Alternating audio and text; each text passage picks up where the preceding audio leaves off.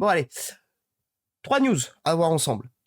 Premièrement, les decks sans Battle Collection. Les decks sans Battle Collection, c'est ce qui va être utilisé avec Mega Dream X pour faire M2.5 Ascended Hero, héros transversal, lucarne, opposé, je sais plus c'est quoi le nom.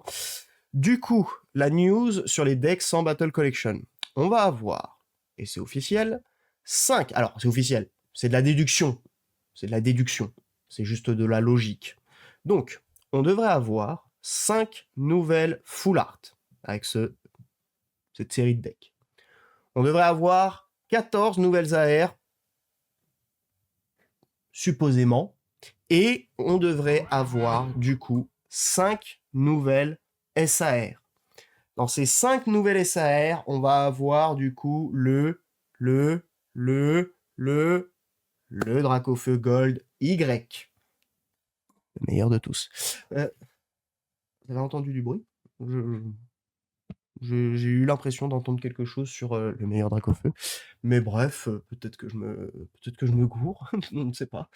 Donc, sur les 5 nouvelles SAR, j'imagine bien, quand on regarde un petit peu la cover du truc, que 1, ça va concerner Mega Dracofeu Y. Donc, possiblement, une SAR Mega Dracofeu Y, ce serait intéressant de voir ça. On a un Non mais oui, sachant que Non mais oui, il me semble que sa méga évolution vient seulement d'apparaître avec Zeda. Oui, il me semble que c'est avec Zeda seulement. Donc, il y a une possibilité que ce soit sur Non mais oui. On a Irfoudre, Raikou, quoi, qui est sur la cover. On a l'horrible Limonde, on a Amphinobi, mais ça me semblerait un petit peu surprenant de voir Amphinobi dessus. On a Pikachu, on a mon pauvre, comment je me souviens plus de ton nom. Enfin, le mec en armure, là, de la 9ème G, quoi. Excusez-moi. On a Melofé, on a Yanma. Ah, excusez-moi aussi, hein, désolé, je peux pas tout connaître. Bref, on a tous ces Pokémon qui sont affichés sur la cover du deck. Donc, les possibilités de voir des ultras, de voir des SAR autour de ces Pokémon, elles sont encore viables. Ce que j'imagine bien, c'est que sur les comment dirais-je, sur les full art, je m'imagine bien voir un Pikachu, ça serait pas une surprise. Ça serait pas une surprise. Il y a aussi une remarque très intéressante de Pokébeach, c'est que sur le visuel du deck est affichée une carte de notre cher Germignon. Il suppose, je vais y arriver, il suppose que, potentiellement bien sûr, hein, c'est du conditionnel, que on pourrait voir l'introduction du coup de Meganium, et Méga Alligator et Méga Cochon Man. Ah, les mecs de la 5G, comment ils vont me défoncer. Excusez-moi, pardon. Promis, je ferai Pokémon noir et blanc en live sur Twitch, n'hésitez pas, les liens sont dans la description. Allez hop. Il y a également le fait qu'on va avoir du côté de M2.5, donc la version occidentale, on va dire, collection, enfin c'est des duo packs, autour de à la fois Larry, Okuba, le champion de la 5e arène, et le membre du conseil 4 dans Pokémon Scarlet Violet, et également avec Erika, qui est la championne de Jadiel. Oh, je sais même plus, excusez-moi. Voilà, hein, je suis pas, hein, voilà, hein, on n'est pas, hein. Donc, il y a une possibilité que des decks aussi concernent, parce que bon, la 100 Battle Collection, c'est plusieurs decks, et il y a des possibilités que certains de ces decks-là concernent aussi des dresseurs, donc il y a cette possibilité de voir des SAR autour d'une carte et d'un Pokémon relatif à Larry, relatif à Erika, c'est une possibilité. Et enfin, une dernière remarque que Pokébeach fait et que je trouve très intéressante, c'est que, également, les decks, enfin, M2.5, pas les decks, M2.5 pourrait inclure des cartes promotionnelles japonaises qui n'ont pas été utilisées en Occident. Je pense notamment à la promo de machine pour Battle Partner, qui pourrait être utilisée pour justement M2.5. Comme on le rappelle, le set occidental va inclure du coup 290 cartes. Je viens de regarder pour le coup. Et le set japonais, lui, ne contient que 37 secrets. On sait que le nombre de secrets au total sur le set occidental sera de 77. Donc ça va être un gros bordel. Donc, il y a vraiment tout un pool de nouvelles cartes qui peuvent être utilisées, de cartes qui existent déjà pour faire les secrets sur M2.5. Donc, wait and see. On verra de toute façon bientôt avec la release des decks comment ça va se tenir, comment ça va être. Et on arrivera à déjà se faire une petite idée déjà de voilà toutes les cartes qui vont être utilisées pour faire toutes les secrets manquantes sur M2.5. Maintenant, petite news, un peu plus petite cette fois-ci, on avait eu sur Battle Partner des misprints. Alors des misprints un peu bizarres. En gros, il y avait eu le foil sur la Zoroark de N Gold qui avait eu un problème d'impression où en fait il avait le foil de sa SAR sur la Gold. Je sais pas si c'est français. Bref, en gros, il y a juste eu la brillance de la SAR qui a été imprimée sur la Gold. Et du coup, ça rendait la carte un petit peu bizarre. C'était plutôt stylé, je trouve. Surtout, en fait, avec la tête du Zoroark qui était très balèze sur la SAR, ça avait un rendu assez stylé, même si bien sûr c'est un misprint. Et bah, c'est arrivé à nouveau sur M2.5, enfin M2A pour le coup, c'est sur le set japonais. On a des méga attaques qui ont eu des impressions de cartes chinoises, de versions chinoises sur le japonais.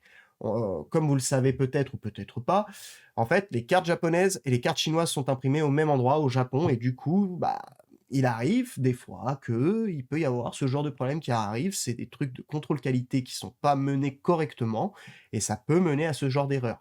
Donc vous imaginez bien que ce genre de cartes vont valoir une fortune, et vous imaginez bien évidemment aussi que ces cartes vont être extrêmement rares parce que les Japonais, niveau qualité, contrôle qualité surtout, ils sont très réactifs, bien plus qu'en Occident, donc ils vont régler le problème très vite, et il y aura vraiment très peu de ces cartes-là en Occident, enfin en version japonaise, pardon, donc c'est quand même quelque chose à surveiller parce que ça va être des cartes qui vont être vendues extrêmement cher.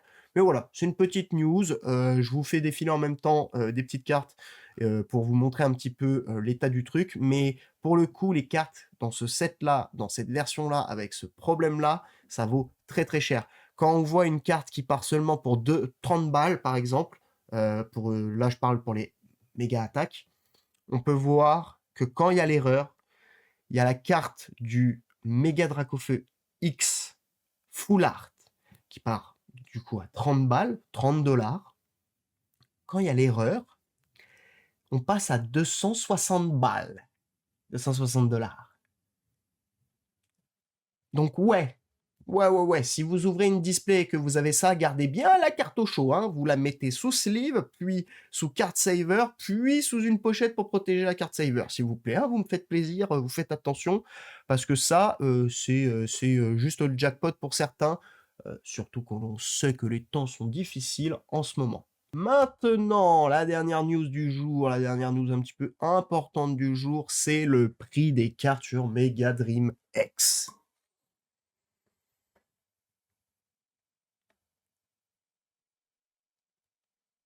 On n'a plus d'argent, on a vraiment plus d'argent. Mettre le micro proche là. On n'a plus d'argent et ça se voit. Ça se voit que plus personne n'a de thunes. C'est extraordinaire. Je vous rappellerai, à la sortie de Terrastal Festival, que notre cher Noctali, c'était pas la SAR qui valait le plus cher, c'était la Noctali Reverse Master Ball qui valait le plus cher.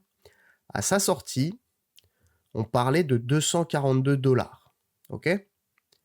Sur Mega Dream X, à l'heure actuelle, la carte la plus chère est... Non, le Mega Dracolos Gold. Et alors, Mega Dracolos SAR?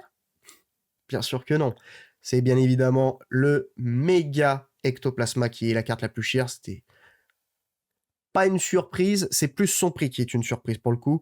On parle de 594 dollars.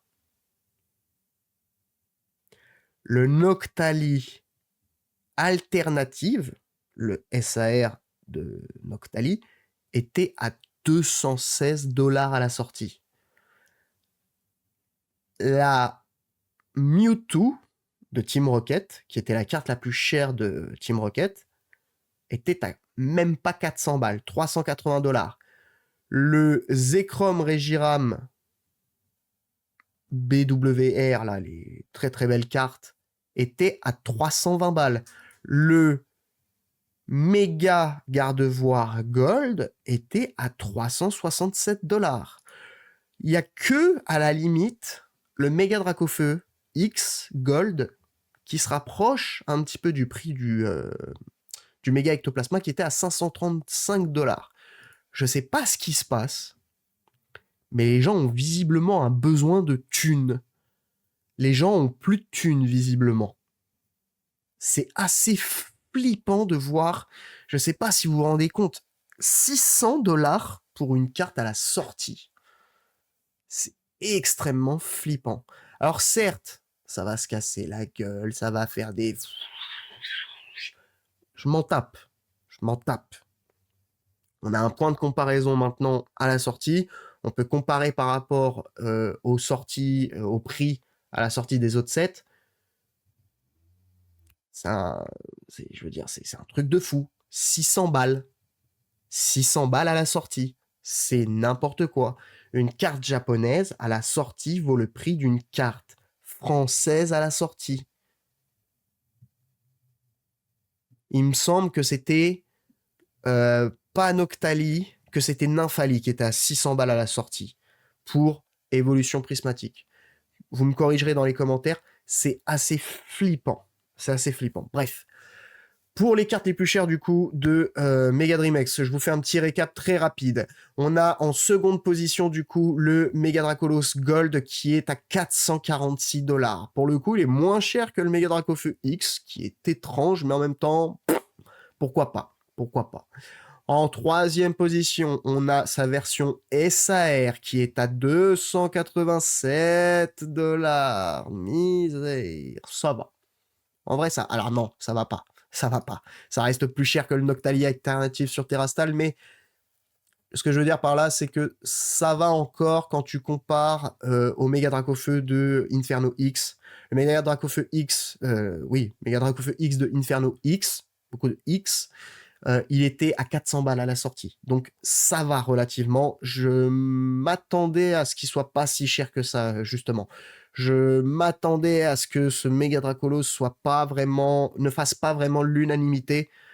Comme je vous ai dit dans ma vidéo un petit peu review à chaud du set, pour moi le problème de cette carte en fait, c'est pas tellement la composition qui est sublime vraiment, dans la continuité du Mega Dracofeu X où ça te fait rappeler toute la ligne d'évolution. Moi c'est plus le thème de couleur qui me pose problème, et un petit peu moins problématique c'est le trait un peu trop épais du Dracolos par rapport au reste de la carte. À mon sens, cette carte-là rappelle trop un Pokémon de type fée, alors que Dracolos est un type Dragon Vol. Donc, ok, mais voyez un petit peu le cheminement. Après, je sais qu'il y a beaucoup de gens qui aiment cette carte, je suis d'accord. Mais pour moi, en fait, c'est ma théorie la plus logique.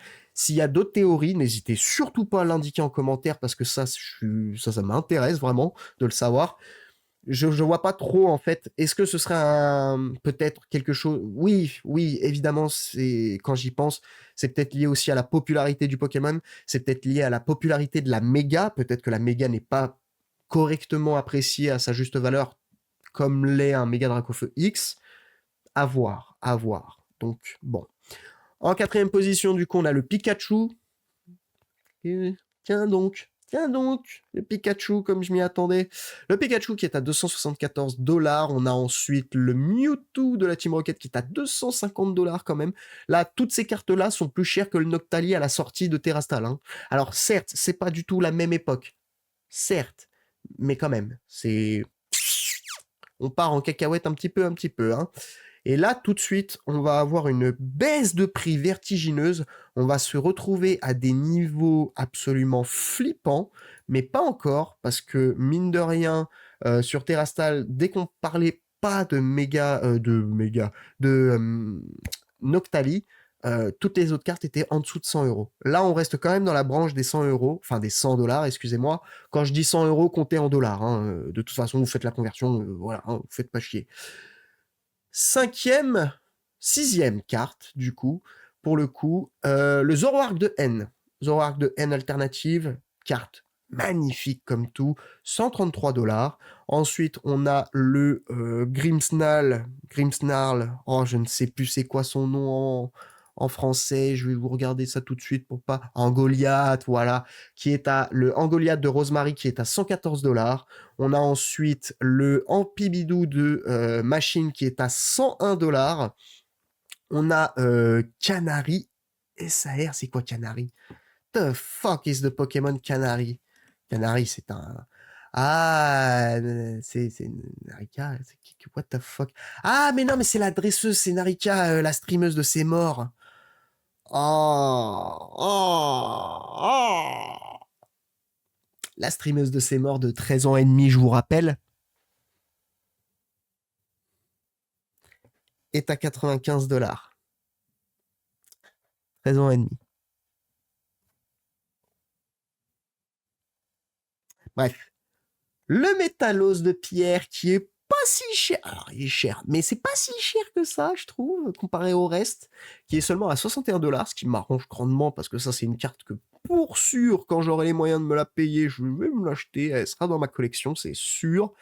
On a l'esprit de combat, le Fighting Spirit d'Aeris, donc la championne, la maître de la ligue de Pokémon Noir Blanc 2, qui elle est à 58 $. Et ensuite, on est sur des petites cartes un petit peu plus petites, un petit peu plus calmes, plus chill, avec le Mega Momartic SAR. Je suis content de voir cette carte quand même dans le top parce que vraiment elle est incroyable cette carte, qui est à 42 $. Ensuite, on a le Mega Diancie SAR qui est à 38 $. On a ensuite, pour une autre marche, c'est quoi ce Pokémon? Ah, le Favianos qui est à 38 $ et qui est devant d'autres SAR comme le Mega Brutal Libre. Eh, El Grande. Quel grand homme. Qui est à 32 $. On a ensuite Elec Electro, c'est quoi ces noms anglais là? Ah, au massacre. Pour une fois, je préfère les noms français, hein, pour le coup. Au massacre, méga au massacre SAR qui est à 25 $. On a Monsieur Bagaïd qui est en SAR à 22 $. Et enfin, on a le Surfer qui est à 8 $. Donc ça, c'est le classement des cartes SAR pour le coup. On va regarder un petit peu les méga attaques et les AR. Je vais vraiment parler juste du top 3 pour les méga attaques et les AR parce que pour le reste, c'est plutôt dans le même ordre de prix. Donc les méga attaques, que je vous rappelle un petit peu, c'est un petit peu pareil que des full art pour le coup. On a en top 3, premièrement, le méga Dracofeu X qui est à 69 €. Pardon. Et ensuite, le méga Ectoplasma qui est à 58 $. Ça, c'est une c'est pas vraiment, j'arrive pas à comprendre, elle est horrible la carte, le texte il prend plus de place que le Pokémon, je n'arrive pas, bref. Et enfin, en troisième position, on a le Mega Dracolos qui est vraiment popularité divisée par 2 par rapport au Ectoplasma ou au Dracofeu, qui est à 24 $. Pour les AR, pour le coup, on est plutôt tranquille. Même si, bon, ça reste quand même assez cher, je trouve, pour des AR. Avec le Psychoquack qui est en première position à 25 $. Ensuite, le Zekrom de N à 15 $. Et enfin, le Mimikyu. Ça, c'est une grande surprise. Je m'attendais pas à voir le Mimikyu de la Team Rocket qui est à 13 $. Je vous avouerai que j'aurais plutôt vu peut-être éventuellement effectivement le Spiritomb de Cynthia parce que pour le coup Cynthia est sublime, vraiment le dessin est incroyable sur cette carte, donc très très bonne surprise pour notre cher Mimikyu. Mis à part ça, les alternatives, enfin non pas les alternatives, les reverse du coup. Pour les reverse, c'est très particulier, toutes les reverse sont au même prix, plus ou moins. Elles sont dans la range de prix 1 $. Pourquoi? Parce que contrairement par exemple à Terrastal Festival où on avait soit de la Master Ball, soit de la Pokéball, là c'est toutes les mêmes. C'est soit de la Reverse Énergie, soit de la Reverse Ball, Pokéball, soit de la Reverse, attention, soit de la Reverse Team Rocket. Donc, elles sont toutes égales, toutes égaux, toutes égales. On va pas savoir parler français. Donc, elles se valent.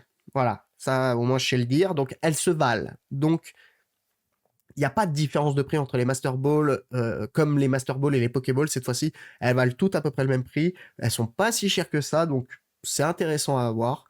Ce qui va être très intéressant, il faudrait que je regarde plus en détail, c'est surtout les reverse Pokéball parce que ça m'intéresse de voir comment ça fonctionne. J'imagine du coup que ils ont bien fait parce que ça j'ai pas regardé du tout d'ouverture. Je vous avoue, j'ai pas en ce moment je vous en parle à la fin de la vidéo, mais j'ai pas vu si justement ils avaient fait une ball par type ou si c'était toutes les balls et tous les types tout mélangés. Il me semble quand même que c'est une ball par type. Mais enfin bon.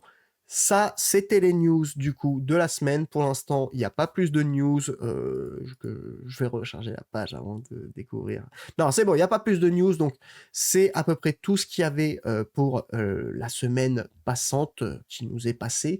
J'enregistre le lundi, hein, la vidéo sortira demain mardi. Donc voilà. Pour d'autres news, sur la chaîne Garosso, juste pour vous prévenir, pour l'instant, la chaîne va être un petit peu en pause parce que je suis en train de bosser sur une énorme, mais alors, une énorme vidéo qui sortira dans peut-être que la vidéo sortira en 2026. Peut-être que la vidéo sortira en 2026. Pour vous donner un indice, si vous aimez un petit peu ce que fait The Great Review ou Ego sur YouTube, voilà un petit peu ce sur quoi je bosse. Ça va être vraiment un mini-film, le bordel. J'imagine que la vidéo devrait faire dans les une demi-heure, 3/4 d'heure, 1 heure, 2 heures. J'espère pas. Bref, donc je suis en train de bosser sur cette grosse vidéo. Je prends mon temps pour la faire. Je veux faire un truc qui me plaît avant tout. Surtout qu'il y a énormément de documentation et de travail de recherche à faire sur ça parce qu'il n'y a pas 1 milliard de sources. Mais les quelques sources qu'il y a, c'est énormément de texte à lire. Donc je veux vraiment pas me merder. Et surtout que j'ai pas les capacités d'avoir de la relecture et de la confirmation un petit peu comme de la peer review comme ils font les scientifiques avec leurs papiers scientifiques.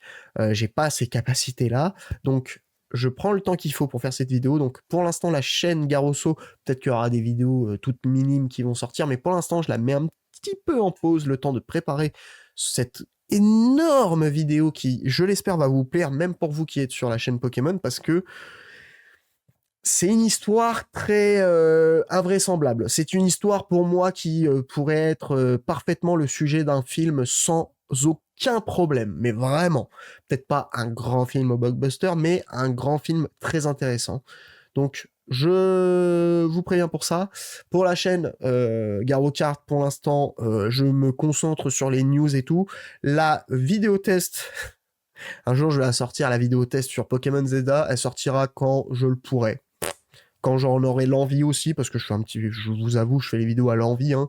Les vidéos news, c'est quand même assez facile à faire, et du coup, je me prends pas trop la tête, et du coup, c'est pas compliqué de trouver l'envie de les faire, mais la vidéo, comme le test de Pokémon Zeta, c'est très compliqué, parce que je vois un petit peu, enfin, oui, j'ai un petit peu en tête ce que je veux faire, mais c'est quand même très très compliqué, donc je prendrai le temps qu'il faut pareil.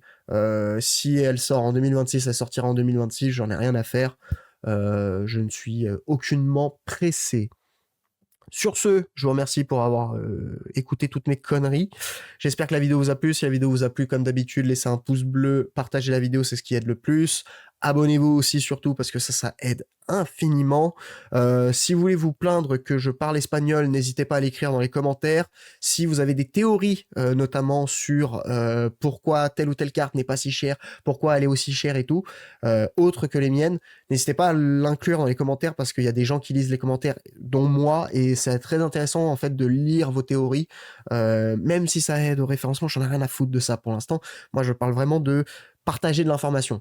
Ça, c'est le partage d'informations, c'est très utile. Donc, n'hésitez pas. Si vous n'avez pas envie de l'écrire en commentaire et que vous préférez l'écrire ailleurs, et n'hésitez pas à rejoindre le Discord, par exemple, qui est en description. On a un channel Spoil TCG qui est accessible et tout, où on peut voilà, émettre nos théories, partager des trucs et tout, pour discuter de tout ça, parce que ça reste toujours très intéressant de comprendre. Encore une fois, hein, moi, pourquoi je me suis foutu sur Pokémon, c'est déjà parce que je connais très très bien la licence, parce que aussi c'est un petit peu un reflet de la vie réelle, c'est un petit peu un reflet de la société, de l'économie, de la sociologie, etc.